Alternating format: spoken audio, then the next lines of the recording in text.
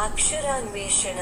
అక్షరాన్వేషణ అనబడు ఈ కార్యక్రమమందున ఈ చిత్రము మధ్యనున్న అక్షరముతో మీరు ఆ అక్షరముతో మొదలు కాగల 4 మూడక్షరముల తెలుగు పదములను సృష్టించవచ్చును.